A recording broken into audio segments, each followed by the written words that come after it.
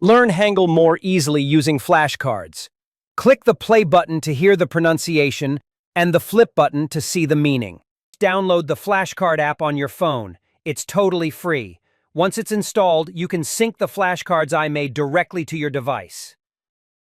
After installing the Flashcard app, click the link in the description box of each practice video. That's it. The flashcard I created will automatically sync with your app.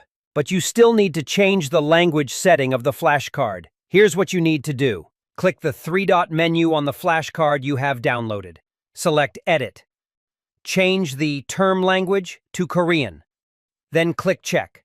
Super easy, right? Every time I post a new practice guide video, I'll include the sync code in the video description so you can grab the matching flashcards right away. You'll also find all the sync codes on my website, link in the description. Feel free to browse and pick the sets you want to download.